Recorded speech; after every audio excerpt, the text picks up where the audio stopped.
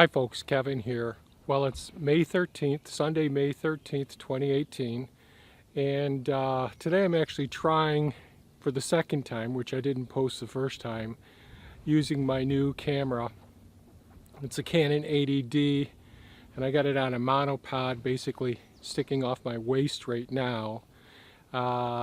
So I'm not sure if this one does post. We'll see just how well it works out.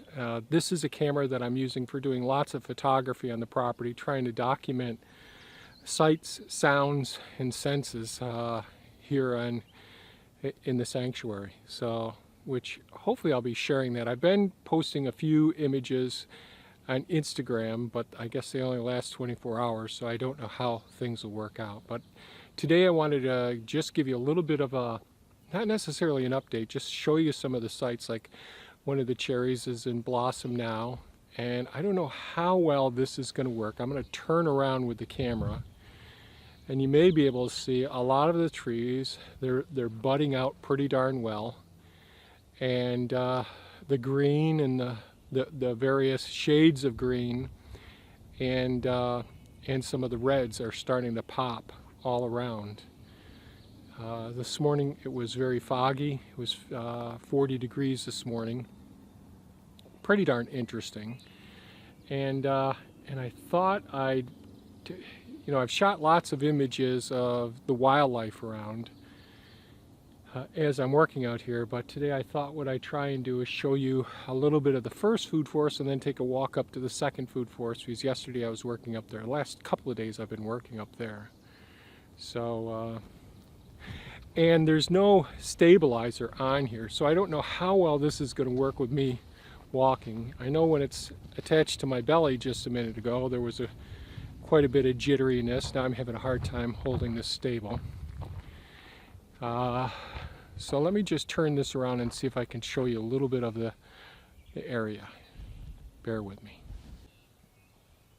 And we're on our main access road right now. I'm walking on that. Here's the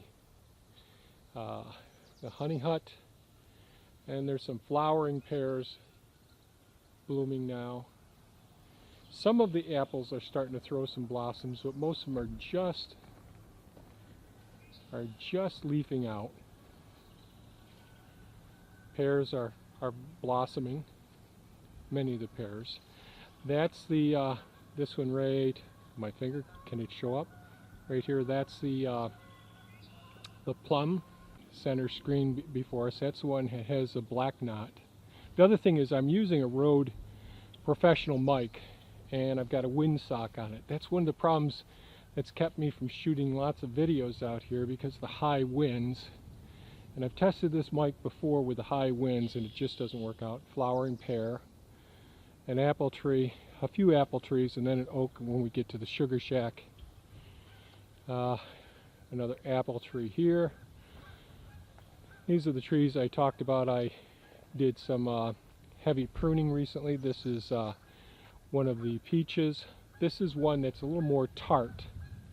Here's one of the hostaberry plants, and that's worked out in the tree tubes really well. Let me see if I can. That's a hostaberry there. I got to remember to touch the screen to try and focus things. A couple more apple trees. Solar panels there on the side. Some of our Patriot, blue gold, and a Northland blueberries in there. Over here on the left are a lot of the blueberry plants that I just got done pruning.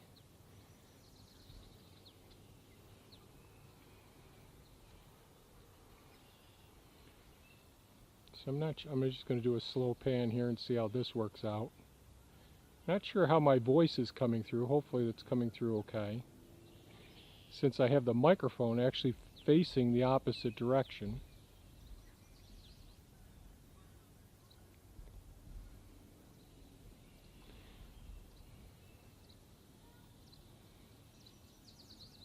I'm going to walk over to the other area. Hopefully this won't be too bumpy.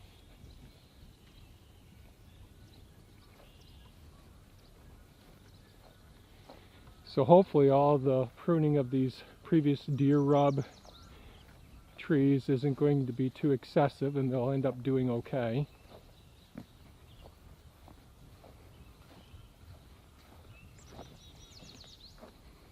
The ginkgos, I did a small amount of pruning on the ginkgo trees.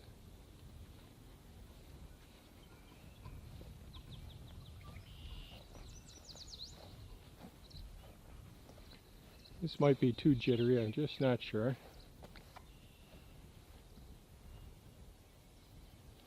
So I was pulling up the premier fences, and one of the things I've been doing is identifying the various nests around and trying to do it inconspicuously so that the wildlife, I'm not attracting some of the wildlife, the predators, to it.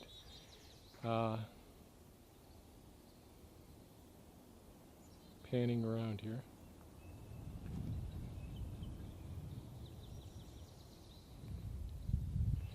I really miss the sounds of the buzzing of all the bees, and certainly there's a big difference, and there's the man, Timmy. Yeah, I know, handsome.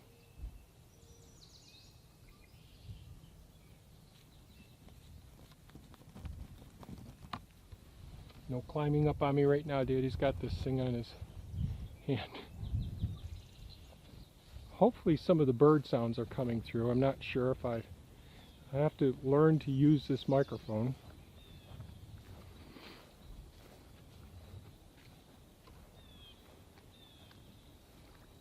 Oh, there goes the turtles, are all diving back in. Got lots and lots of pictures of turtles and frogs and toads. Just a few of the snakes so far this year. A green heron consuming fish. So, I'm going to head up, honey, that's my skin. I'm going to head up to the second food forest now. I don't think I'll walk at the same time. Maybe Timmy's going to get down. No, of course not. So this is what a farmer's life is all about. He's constantly, I'm trying to shoot photos, and as it gets warmer, you wear less clothes, and he has really sharp claws. Oh, speaking of sharp claws, we've had the foxes, a gray fox and a red fox here, a few times a day lately, which has been a real challenge. And this is a sanctuary, although I get really ticked off when I see them stalking our animal friends. There's a little bit of a primitive urge in me at that time, but we really do love all of the wildlife and respect them.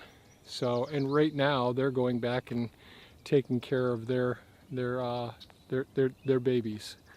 So it's important that they feed their animals, but that means I've got to stop a lot of the things that I'm doing, and that's interrupted a couple of days of recording because the foxes have been very persistent.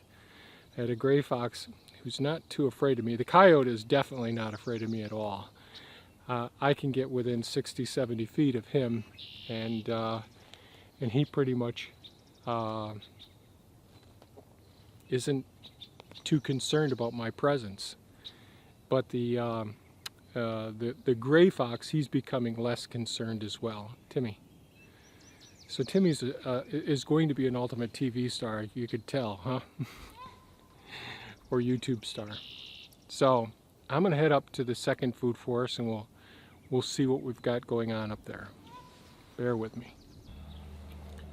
So right now I'm down just on the more northwestern section of the property, and you can see the fence behind me, and I'll be talking about building that hugelkultur apparatus that you see going up there on this most western side of the property in future videos, hopefully coming up pretty soon, because that involves the wood chips and the work that I'm doing to building a hugelkultur sub-base underneath it as well.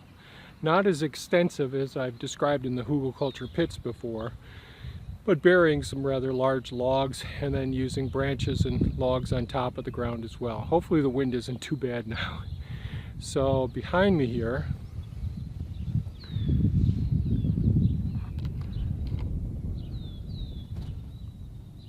Hopefully this is going to show up.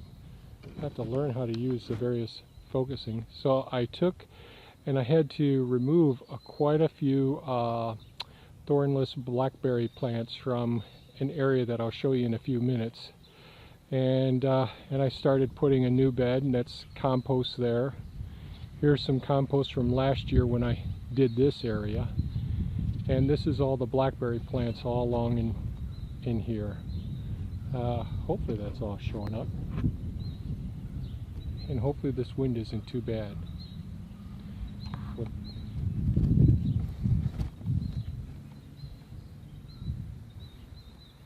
Trying. I have to get used to using this system. So I'm going to walk up over here to the soil collecting canal, the very beginning of this, and we're going to take a look at a modification that I had to make because I made a huge mistake when we first installed our very first thornless blackberry plants. All right, how to make this so it isn't going to look bad.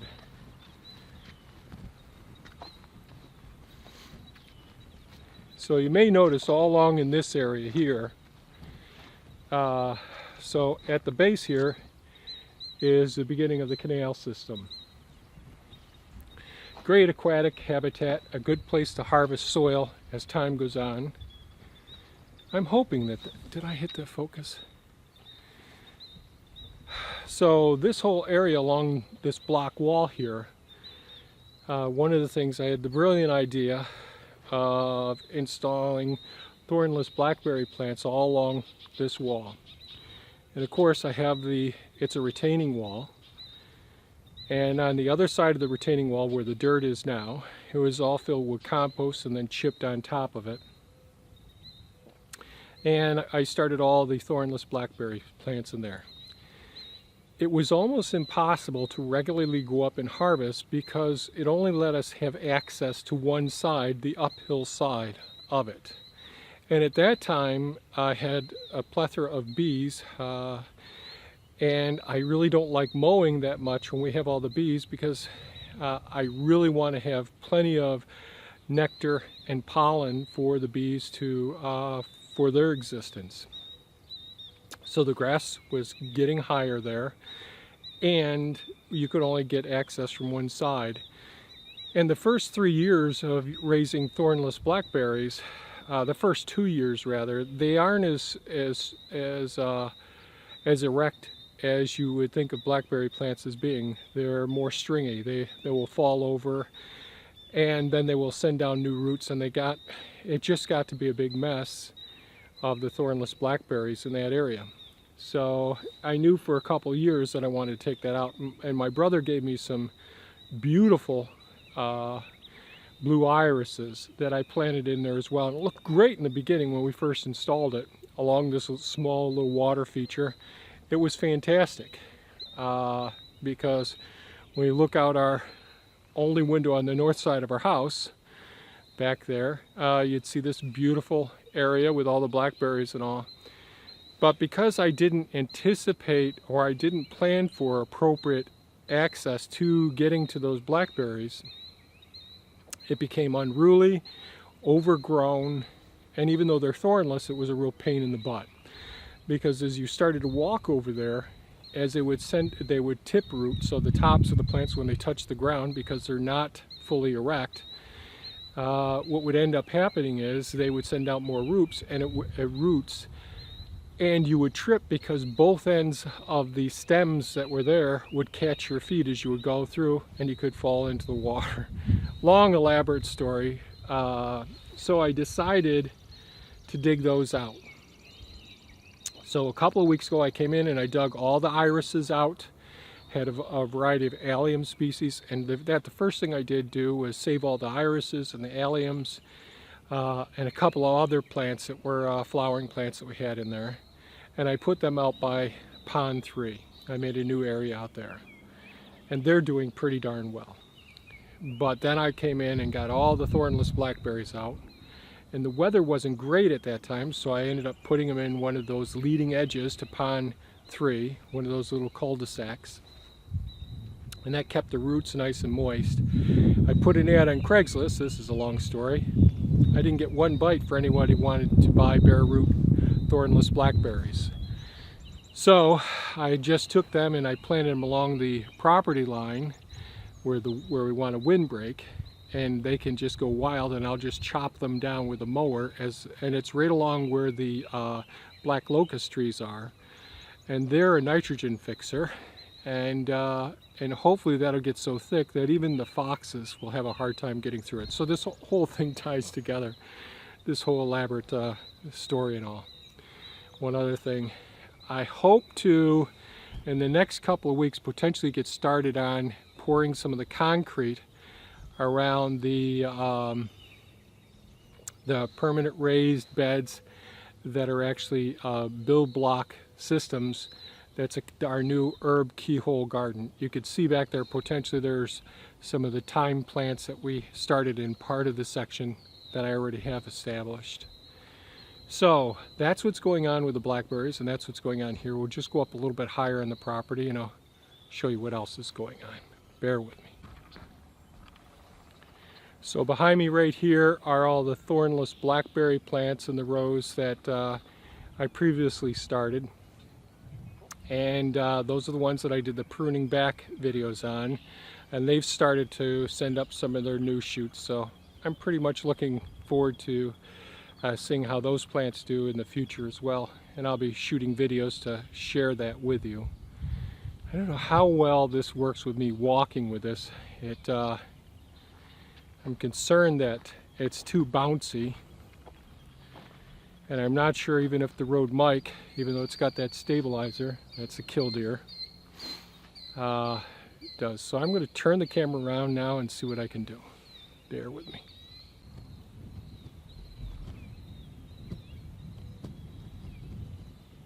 Okay, so this is an area, lots of fruit and nut trees in this area that's I laid down all of these wood chips last season. Hopefully this stuff is showing up. I may have to go to the other side to see. All along this side over here are all of the serviceberry plants and one persimmons. But on this side of the excess area here, lots of fruit and nut trees. So we got peaches, plums, nectarines, and we have bushes as well. So down here is a, bear with me, I'm trying to get used to this. So that's a high bush cranberry. There's 3 of them right in that area.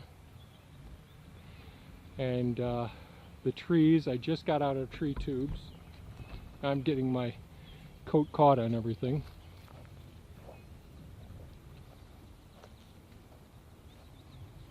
I'm going to stand still for a moment and see.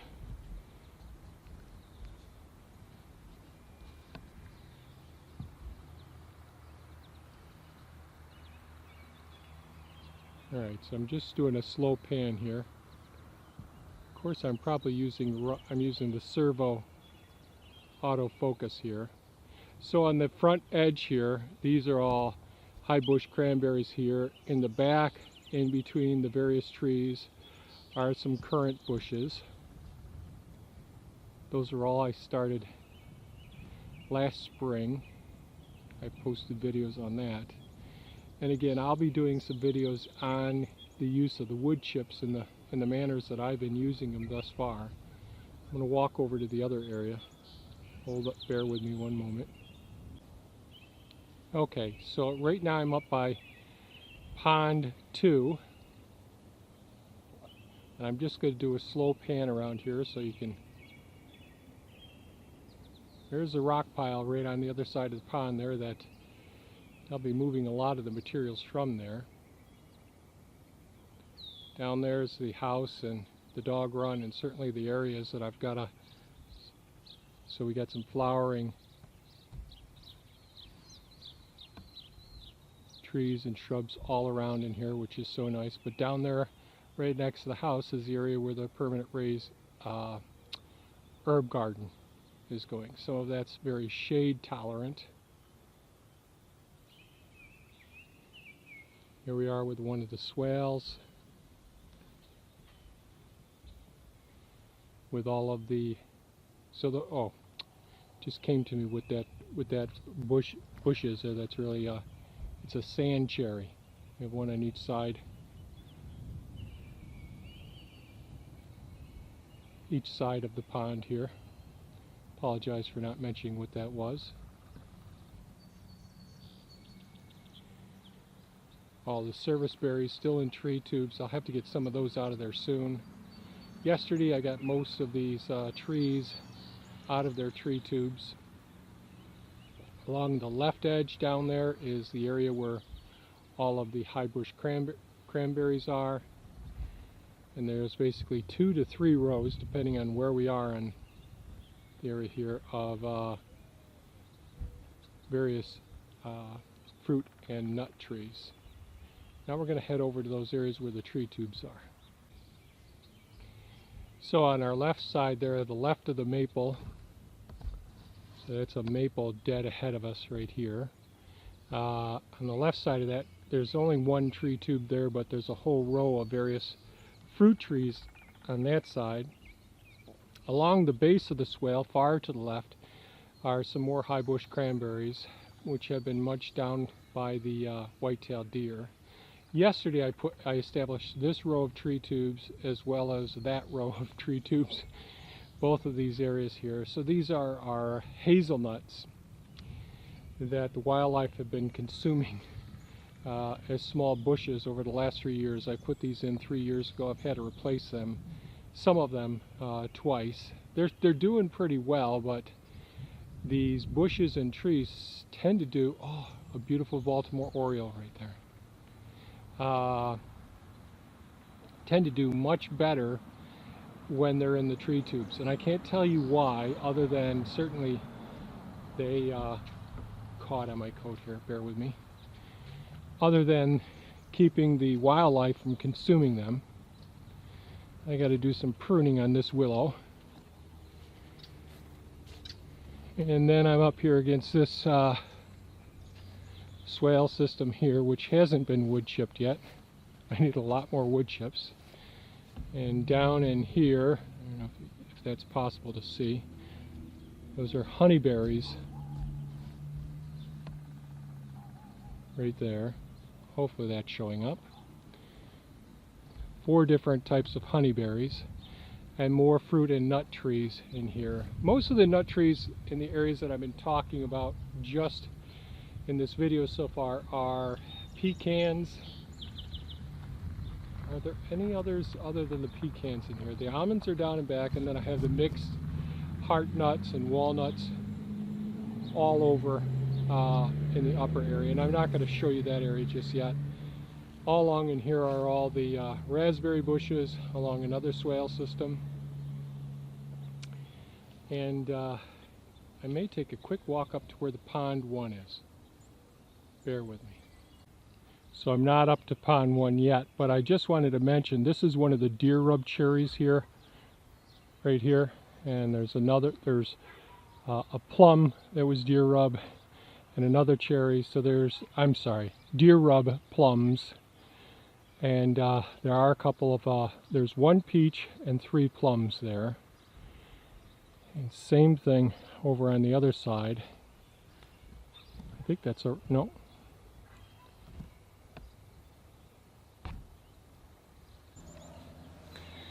okay, so I'm up here by pond 1. Hopefully that's showing up behind me. One of those really nice serene places to, what am I doing here? I could probably hold this up and show up a bit better.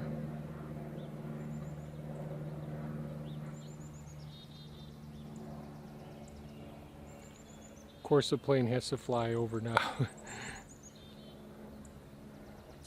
But I really love this little nook up here, right up next to the road. It's such a peaceful place, and there's abundant wildlife up here as well, which is really fantastic.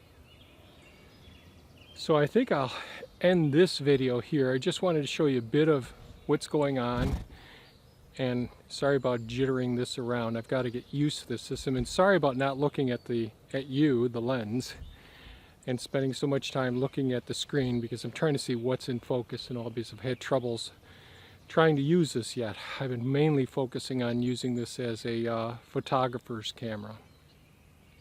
And if there's interest in seeing some of the photos that I'm taking, I'll try and put together some slide presentations of the photos that I've been doing. You won't get the really good edited ones because I haven't learned really how to edit the raw photo images yet, and so I'll just be using some of the JPEGs, which look pretty good to me. So anyways, that's an update on how things have been going here and what's been going on. Let me know what you think with this video once it's posted. The audio quality, are you hearing wind sounds? Go back to using the DJI Osmo with my phone. I've had lots of troubles with that lately, but I'd like to try and use this camera system more as time goes on. So thanks so much for watching, folks. I really appreciate it. If you think this was cool, please give us a thumbs up. If you would like to see more of it, hit the bell icon and certainly subscribe. Thanks so much, and be sure to leave a comment or ask a question. Thanks, folks. Have a great day. Bye-bye now.